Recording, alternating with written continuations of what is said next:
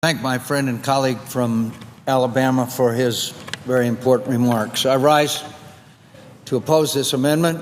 I do so with the great respect that I have for my friend and colleague, the ranking member. The senator from Rhode Island and I have worked together very closely on every aspect of this legislation. We agree on the overwhelming majority of its provisions. And as I have said before, this legislation is better because of the good work and cooperation that I have enjoyed with my friend from Rhode Island. I respect his knowledge of and experience on national defense issues, and I agree that we must fix sequestration. I also agree with him that our national security does not depend solely on the Department of Defense, but unfortunately, I disagree with my friend on the amendment before us. Since the Budget Control Act became law, threats to this country have only increased and increased dramatically. Today, the United States faces the most diverse and complex array of crises around the world since the end of World War II. In the face of these global challenges, this amendment would prevent the department from using $38 billion of vital budget authority through overseas contingency operations known as OCO. Despite the claims that OCO is a slush fund, the entirety of the OCO budget goes towards real defense requirements. With this budget authority, we're supporting our troops in Afghanistan and Iraq, operations against ISIL, and broader counterterrorism efforts. The Armed Services Committee has also funded a portion of operation and maintenance activities in OCO.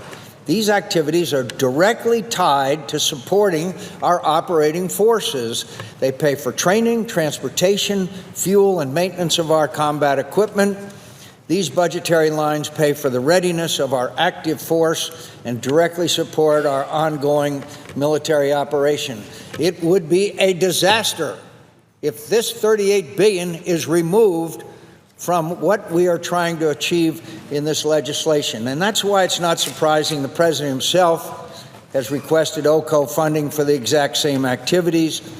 The NDAA funded the $38 billion of operation and maintenance with OCO money because the President had requested OCO funding for these activities already, and they were the most closely linked to the growing number of overseas contingency in which we are engaged.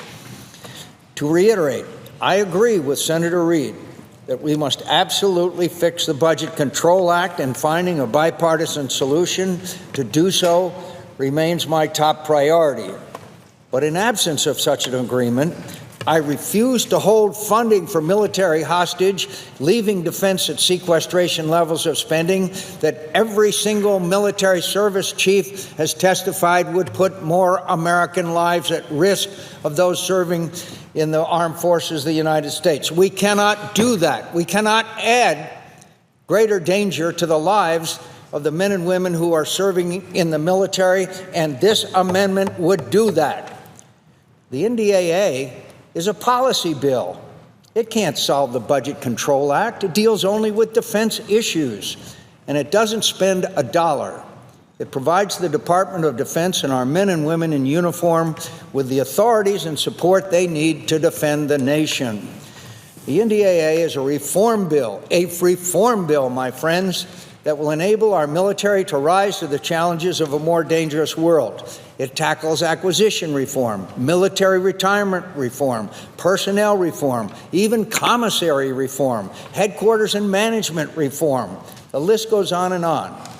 The Armed Services Committee identified $10 billion of excess and unnecessary spending from the President's defense budget request, and we are reinvesting it in military capabilities for our warfighters and reforms that can yield long-term savings for the Department of Defense. And we did all of this while upholding our commitments to our service members, retirees, and their families. Members of the Armed Services Committee understand the need to fix the Budget Control Act. That's why we included a provision in the bill that would authorize the transfer of the additional $38 billion from OCO to the base budget in the event that legislation is enacted that increases the budget caps on discretionary defense and non-defense spending in proportionally equal amounts.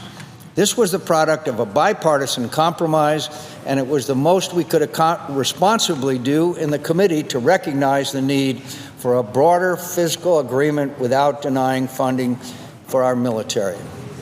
Mr. President, every one of us has a constitutional duty to provide for the common defense.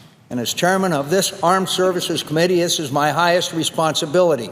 Funding our national defense with OCO is not ideal, but it's far better than the alternative, which is to deny the men and women in uniform $38 billion that they desperately need now, $38 billion that the president requested, and $38 billion without which our military leaders have said they cannot succeed.